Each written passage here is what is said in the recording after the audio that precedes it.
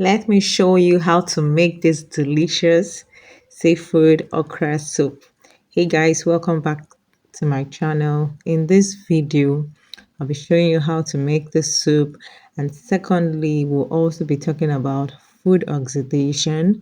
So stay tuned, watch till the end guys, so you can learn. So you start off by washing your okra and then cutting or grating, whatever works for you. I like to cut, but since I had a lot to um, cut, I decided to use my food processor, and it saved me time. So if you have the wherewithal to mechanize your kitchen, why not? Okay. So after doing that, I saw that it was really a lot. So I decided to divide it. I didn't want to cook everything. I decided to divide it, and then I sprinkled lime on it. This lime is to combat the oxidation. So, what is food oxidation? It's a chemical process where molecules in food lose electrons, often in the presence of oxygen, leading to undesirable change in color, flavor, texture, nutritional value, a process known as spoilage or deterioration. So, in a layman's term, let me just say it. When some foods like apple,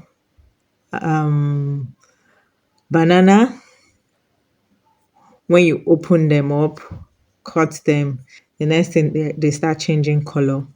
So that is food oxidation. From experience, I also noticed okra, oxidation takes place in okra too when it's cut open. So that is why I sprinkle the lime, and before I packed it in a ziploc and threw it into the deep freezer. Okay, it will not even change the taste. Don't worry about will the lime change the taste. No, it won't. Yeah, and apart from that, there's what we call balance of taste. Lime gives some tartness, to sweetness. So it balances everything. So here I have my dorado fish. I think dorado is a saltwater fish. I also will be using some Titus mackerel. Yeah, I had washed them the previous day and marinated them, put them back in the freezer. So the day I made the soup, I had to bring them out again. I'll also be using some crabs, calamari, shrimps, mussels. Yeah, any seafood you can lay your hands on, and anything you prefer, it's okay. Yeah. Some people even add snails to this. Yes, but I didn't want to. So anything, your preference, and what you can find, and what's affordable too. So yeah. So after cutting the fish, you prepare your ingredients, your taste maker, for the soup. Guys, on this channel, I will teach you things you need to know about food. As a food scientist that I am, I just taught you oxidation. There's a science and technology to handling food. You don't just buy food from the market and start cooking it anyhow. You might end up eating chaff. So subscribe to my channel so you can learn all that I have in store for you guys. Thank you.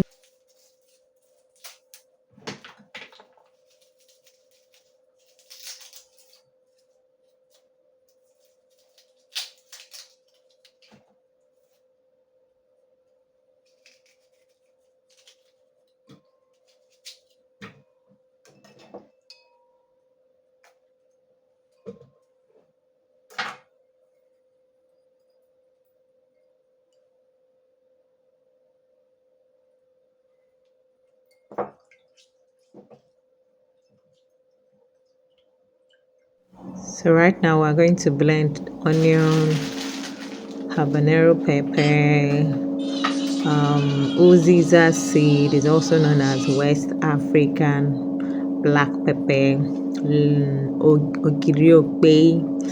There's the fermented locust beans.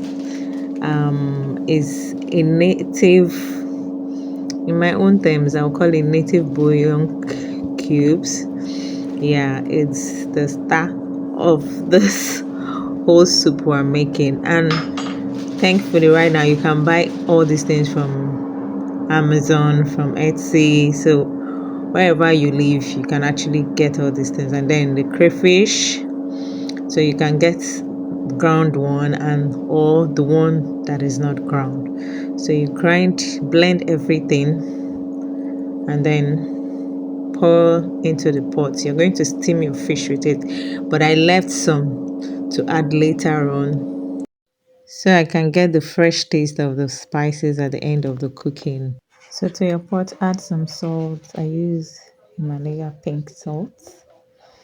Yeah, and add some seasoning cube. This is a popular brand, and this is fish seasoning. So you add it, and then just allow the fish to steam for 5 minutes. This food, we're cooking it in my Nigerian language, sharply, like very fast, because everything does not have to stay too long cooking. You're cooking it for a very short time. Yeah, so I brought out the fish because it was cooked, and I boiled it with just the spices. So you see the pot was dry, so I had to add some water and then brought it out. The aim of bringing it out is to, first of all, not overcook it, and secondly, so you can still have the fish intact, but most importantly, not to overcook. So you can have the fish intact also, so you can see it out. You can see it to dish out from your soup. Yeah, so after bringing it out, you add the crab, the calamari, and what else was inside? Just add the rest of the seafood. Yeah, but at this point, everything should be ready. Everything is going almost immediately after the uh, each other. Yeah, so I added palm oil. This is palm oil. Yeah, everything you can find on Amazon, Etsy, I think even eBay. Add your salt again, and then it's time for you. Allow everything to boil, just for maybe 1 minute, and then the mussels allow to boil. You can bring out your calamari because it cooks very fast. Then I added the remaining spices and then okra. I don't even allow okra to cook. Once it gets into the pot, pardon, and then I stir it, I turn it off. The heat in the pot will cook the remaining one. And then I added the okra with my shrimps because this one cooks very fast too, and you don't have to overcook them. Yes, that is another science of handling food. Okra is a vegetable. If you overcook, all the heat liable vitamins are dead.